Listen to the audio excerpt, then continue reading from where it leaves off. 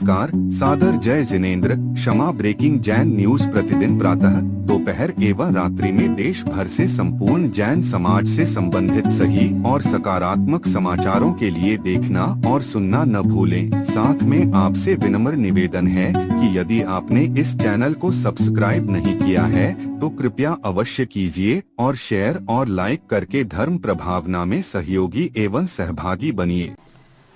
जो इस देश में रह रहे हो, यहाँ जन्म लिया है, तुमसे बड़ा सौभाग्य और किसी का नहीं हो सकता। क्यों? विदेशों में नारी को सिर्फ काम के रूप में देखा जाता है, वासना के रूप में देखा जाता है, लेकिन हमारे देश में एक बालिका को देवी के रूप में देखा जाता है और पूजा जाता है। पिताजी भी जिनके चरण छूते हैं, भाई भी जिनका चरण छूता है। कोई यदि पैर भी लग जाए किसी लड़की को तो क्षमा करके उसके चरण छूते कि नहीं? बोलो, छूते ना?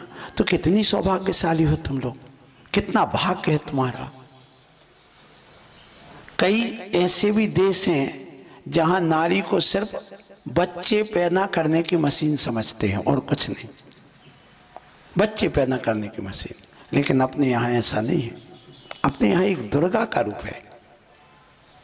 नारी एक दुर्गा का रूप होता है और उसको उसी रूप में देखा जाता है। तुम कभी गलती मत कर बैठना, विदेश जाने की मत सोचना, अपने देश में रहना, अपने माता पिता की आज्ञा में रहना। और जो दुनिया में मन चले लड़के घूम रहे हैं, 40 लाख लड़के, कितने उनका काम क्या है? उनको ना पढ़ाई से मतलब है, ना अपने कैरियर से मतलब है। अच्छे कपड़े पहनेंगे, अच्छी गाड़ी उठाएंगे, अच्छा एक मोबाइल लेंगे और अच्छा सूट बूट पहन करके, और जब तुम यहाँ से निकलोगे ना तो बाहर खड़े मिलेंगे। कहाँ मिलेंगे? बाहर। या तुम ट्यूशन को जाओगे तो तुम्हारे आगे पीछे घूमते हुए मिलेंगे, तुम्हारा नंबर लेंगे, तुमसे बात करना चाहेंगे, तुमसे पहले दोस्ती करेंगे, तुमसे प्रेम से बात करेंगे, फिर धीरे धीरे व्हाट्सएप से, ट्विटर से और तुम्हारे और भी कई साधन है, मोबाइल आदि से, ये फेसबुक आदि से दोस्ती करेंगे, अपना नाम बदलेंगे, कलावा बांधेंगे, तिलक लगाएंगे और घूमेंगे। काय के लिए? तुम्हें विश्वास में लेने के लिए।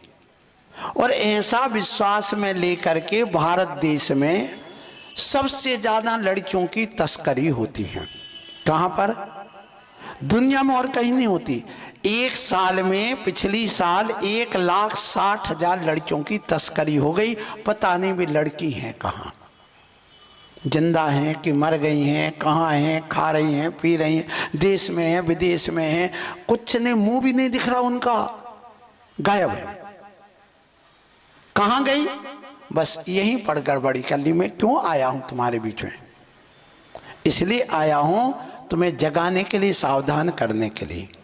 कल भी मैंने वहां कहा था, आज तो सब बेटियां यहां पर हैं। सुनो, कल मैंने क्या कहा था कि जो ये मन चले छिचोरे लड़के घूम रहे हैं इस दुनिया में, उनका काम ही है बस इस लड़की से दोस्ती, उस लड़की से, तुम्हारे कैरियर से मतलब नहीं है। और उनको पैसा भी दिया जाता है इस बात का। किस बात का? कि यदि तुम किसी लड़की को अपने चंगुल में लेकर से उसको अपने साथ शादी करोगे तो आपको 10 लाख रुपए मिलेगा। किसको? तुम्हें नहीं, किसको? उस लड़के को जो ये शादी करता है। ऐसे भी प्रलोभन दिए जा रहे हैं। किसमें? उन लड़कियों को, उन लड़कों को, कि तुम्हें बस कैसे भी लड़की को अपने चक्कर में फंसाना है। लड़की बड़ी भोली होती हैं, बड़ी सीधी होती हैं। लड़की कैसी होती वो हम आपको बताएंगे अभी। उनको बस 4 चीजें चाहिए लड़की को: पैसा, प्रशंसा, प्रेम, सम्मान और सहयोग। कितनी? 5 हो गई। कौन कौन सी? थोड़ी सी नारी की तारीफ कर दो, बस खुश। थोड़ा पैसा दे दो, खुश। थोड़ा सहयोग कर दो, खुश। थोड़ा सम्मान दे दो, खुश। और थोड़ा प्रेम दे दो, खुश। बस ये 5 कारण, जिसके कारण से सारी लड़कियां संसार में यही हो रही हैं। इसलिए आप अपने इस स्वभाव को समझिए। सफलता प्राप्त करना, अकेले किसी लड़के को दोस्ती कर लेना, थोड़ा प्रेम मिल जाना, ये कोई सफलता नहीं जीवन की, कोई सफलता नहीं। इसको तुम सफलता मत समझना, इसको बर्बादी समझना। क्योंकि जब तक शादी नहीं हुई है अपने भारत देश में, तब तक उसको कन्या माना जाता है, उसको पूज्य माना जाता है, और वो महान होती है वो लड़की, अपने माँ बाप के साथ में रहती है, और उसके लिए अपने माँ बाप के साथ कभी विश्वास नहीं करना चाहिए, विश्वासघात नहीं करना चाहिए। यदि कोई लड़की भाग जाती, देखना, सुनना, विचार करना, वो भाग गई, माँ बाप को धोखा दे करके, चकमा दे करके भाग गई। अब वो लड़के ने मान लो वहां पर गड़बड़ किया, अभी तो बड़ा विश्वास देता, हम मर जाएंगे, तुम्हारे बिना रह नहीं पाएंगे, तुम ही हमारे लिए, हम माँ बाप को छोड़ने के तैयार हैं, ऐसी बातें करते हैं वो धीरे धीरे। वो फिर उसके बाद तुम मेरे साथ भाग चलो, मैं तुम्हें ऐसा करूंगा वैसा करूंगा, तुम्हारे माँ बाप मना करेंगे, कहाँ जाए, और एकांत में ले जाकर के विदेश ले जाते सीधे सीधे। और ऐसी दशा होने के बाद कितनी लड़कियां एक साल में गायब हुई? 60,000 लड़कियां गायब हो गई। और वही भोली भाली जो गांव की होती, और कहां से? बस 9th 10th से लड़की आई कि बस थोड़ी से नारद गुण आया उसमें, समझ आई, बस वहीं से वो प्रेम की भूखी हो जाती है, और बस उसके लिए अपने ढंग से करते हैं। और उसी समय पढ़ने लिखने का समय होता है। ये आपका अभी प्रेम व्यवहार का समय नहीं है, ये तुम्हें मौज मस्ती का समय नहीं है, मोबाइल चलाने का समय नहीं है, ये तुम्हारा अभी जो कैरियर, तुम्हारा जो अभी टाइम चल रहा है, ये तुम्हारे लिए नारद चलाने के लिए तो बिल्कुल जहर समझो। क्यों? मोबाइल हम उसको नारद कहते, क्यों? समाचार देने का काम पहले कौन करता था? नारद जी करते थे। अब सारे दिन भर मोबाइल, समाचार देने का काम कौन कर रहा है? मोबाइल। तो नारद हो गए ना, सबके जेब में नारद है, तो होगा क्या इस देश का? घर में परेशानी तो बढ़ेगी। इसलिए आपको मैं ये कहना चाहता हूँ बेटियों, मैं आपसे स्पष्ट कहूंगा, मैंने कल भी कहा, आज भी कह रहा हूं कि देखो, हमारे लिए सिर्फ 3 संबंध हैं। मैं तुम्हारा पिता हूं, क्योंकि गुरु पिता होता है, और तुम मेरी बेटी हो, आशीर्वाद।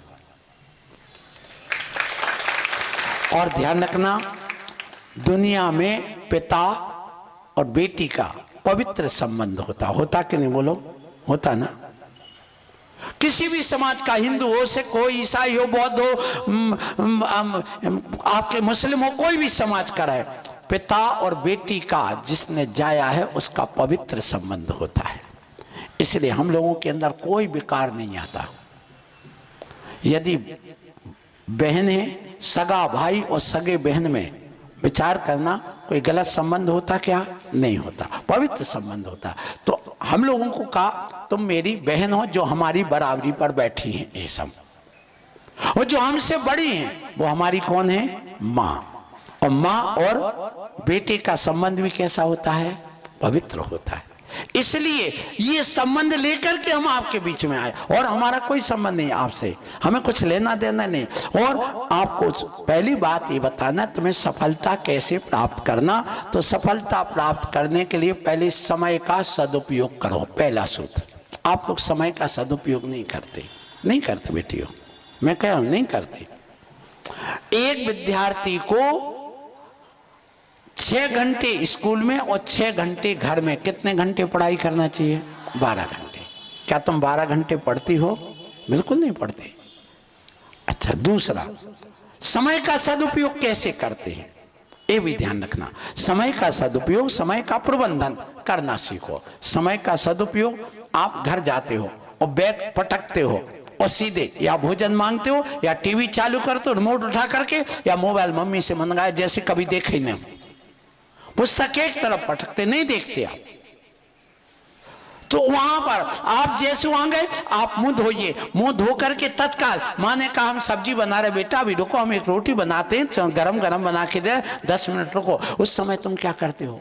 कुछ नहीं, यहाँ वहां की बात तुम्हें लग जाती। उस समय आप जो मुंह धो करके आप पढ़ाई करने बैठोगे, ध्यान रखना, जो भी विद्यार्थी अपने मस्तिष्क को विकसित करना चाहता है, जैसे अब बीच में ही बता दूं, जैसे आप पढ़ करके आए परीक्षा देने के लिए एग्जामिनेशन हॉल में प्रवेश किया, उस समय पढ़ते पढ़ते जाते वो पुस्तक बाहर फेंक करके अंदर जाते, तो ये पढ़ते पढ़ते जैसे बोलते बोलते पढ़ते पढ़ते हमारा माथा गर्म हो जाता, जैसे गाड़ी चलते चलते तो क्या करते उसमें पानी डाला जाता तो वो ठंडा हो जाता है। इसी प्रकार अब जब तुम पढ़ते पढ़ते वहां जाते हो एग्जामिनेशन हॉल, भूल जाते, याद ही नहीं आता, तो क्या करते आप लोग? भगवान आप क्या और घबराहट हो जाती। जब भी तुम भूलने लग जाओ, पढ़ाई में मन ना लगे, उस समय क्या करना, एक गिलास पानी लेना, पानी लेकर के अपने माथे पर डालना और मुख को धो लेना। समझ में आ रही ना बात? और थोड़ा सा यहाँ गर्दन के यहाँ भी ठंडा ठंडा पानी या रुमाल या हाथ लगा लेना। तो क्या होगा कि जो हमारी नसों में खून बह रहा है वो कौन सा, ये जो बाहर नसें दिख रही ना, इसमें यूज किया हुआ ब्लड है और ये पूरा वापस होकर के हार्ट में आ रहा है और शुद्ध खून पूरे शरीर में अंदर अंदर बारीक रेशों से अपने मस्तिष्क में जाता है। तो जब तुम मुंह धोते हो, सिर धोते हो, तो जो शुद्ध ब्लड है हार्ट से 1 मिनट में 72 बार हमारा खून पंप कर जाता है। एक व्यक्ति के शरीर में 8 लीटर खून होता है। कितना? अब 72 बार करता है। अब विचार करिए, ये पंपिंग चले, प्रति समय पंपिंग चलती, तो वो खून मस्तिष्क में जब जाता है नया ताजा, तो हमारा मन फ्रेश हो जाता और याददाश्त मजबूत हो जाती है। इसलिए जब कभी भी पेपर देने बैठो तो आप बिल्कुल घबराना नहीं, बिल्कुल मत घबराना। आप एक गिलास पानी मंगाना सर से, जो भी वहां आते, सर प्यास लगी, पानी चाहिए, और उसको आप थोड़ा सा अपने माथे पे लगाना, थोड़ा मुंह में लगाना और गहरी सांस लेना और ओम का ध्यान करना। कौन सा ओम? तो आप लोग सब जानते ना है, ये तो ब्रह्मांड का दिया हुआ मंत्र है, इससे बड़ा दुनिया में कोई मंत्र नहीं। ये ध्यान रखना। जो अपने यहाँ ओम है, मुस्लिम में आमीन कहते उसको, बस, और क्या। तो अब देखिए यहाँ पर जो ओम है, ओम का अपने आप में बहुत बड़ा महत्व है। सो आप गहरी सांस लेकर के ओम का ध्यान करिए और बस एक घूंट पानी पी लो, आपको याददाश्त ताजी हो जाएगी। करके देखना, करके देखना। अब दूसरी बात आती है कि जब तुम पढ़ने बैठते हो तो आपको सफलता प्राप्त करना है तो याद तो पहले चाहिए। आप टहलते हुए पढ़े, बैठ करके नहीं पढ़ना। कैसे करना? सुबह शाम टहलते हुए पढ़ोगे तो हमारा जो ब्लड सर्कुलेशन वो बढ़ जाता है, और जब ब्लड सर्कुलेशन बढ़ता है तो याददाश्त भी बढ़ जाती है। अच्छा बच्चों, तुम लोगों ने देखा होगा, ये सर लोग आपके बैठे हैं, जब कभी भी कोई फोन से बात करता तो बैठा होता तो क्या होता? खड़ा हो जा, और खड़ा हो तो अपने आप टहलने लगता कि नहीं? क्यों टहलता है? आपने कभी इस पर एनालिसिस किया, कभी इस पर विचार किया, सोचा क्यों होता है ऐसा? ऐसा इसलिए होता है, जब वह टहलता है तो उसकी याददाश्त मजबूत हो जाती, उसको याद आने लगती सारी बातें, क्योंकि ब्लड सर्कुलेशन बढ़ता है तो उसके लिए नई नई बातें याद आने लग जाती हैं। एक बात और ध्यान रखिए, जब याद नहीं आता तो सर मुर्गा क्यों बनाते हैं? अब तो नहीं बनाते। और जब आप लोग लैट्रिन वगैरह जाते, शौच जाते हैं, उस समय सारी बातें याद क्यों आती हैं? आपने देखा कभी? सारी बातें उस समय याद आएंगी। क्यों? क्योंकि जो हमारी पैर की जो पिड़री होती, पिड़री बोलते हैं इसको, जब हम बैठते हैं, उकड़ू बैठते हैं या मुर्गा से बैठते हैं ऐसे, तो ये दबती है। इसके दबने से हमारा जो ब्लड है वो सीधा मस्तिष्क में अटैक करता है, और वो उस मस्तिष्क में अटैक करने से हमारी याददाश्त मजबूत होती है। इसलिए सब लोग पीछे चांटा क्यों मारते हैं जोर से? कि हमारी याददाश्त मजबूत हो जाए। ये ध्यान रखिएगा। ये सब विज्ञान है, मनोविज्ञान है, ये बात तुम्हें कोई नहीं बताएगा ना, ये रिसर्च है मेरा। और इस बात को मैंने जब कहा वहां पर सब लोगों से, और एक गंगवाल जी हैं बहुत बड़ी साइंटिस्ट, उनके सामने मैंने ये बात कही थी कि जब हम सिर पर पानी डालते हैं तो हमें याददाश्त मजबूत क्यों होती है, हमारी ताजगी क्यों आती है, इस पर हमने वो बात कही। तो आप लोग टहलते हुए पढ़ें। कैसे पढ़ना है? टहलते हुए जब पढ़ोगे तो एक तो सर्वाइकल वाली समस्या नहीं आएगी, पाचन अच्छा होगा, भूख अच्छी लगेगी, आपके लिए नींद अच्छी आएगी।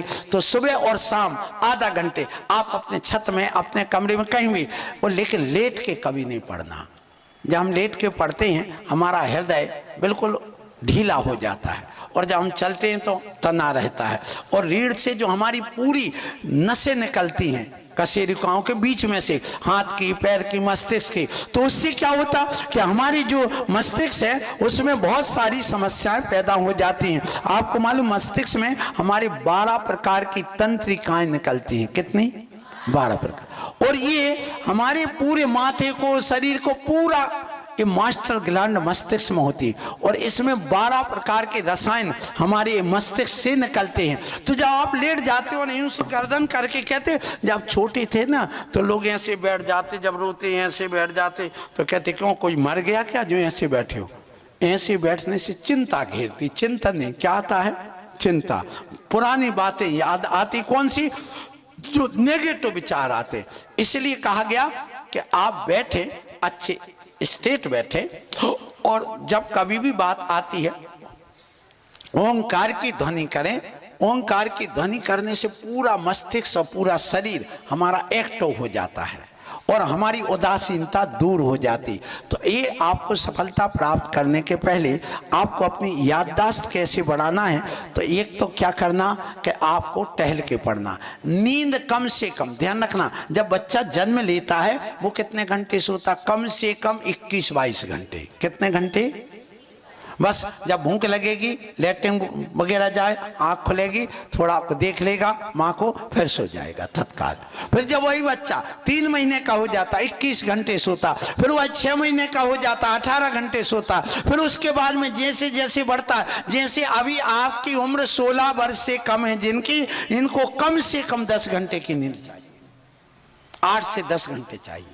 क्षमा breaking Jain news YouTube channel पर विज्ञापन देकर धर्म प्रभावना में बने सहभागी।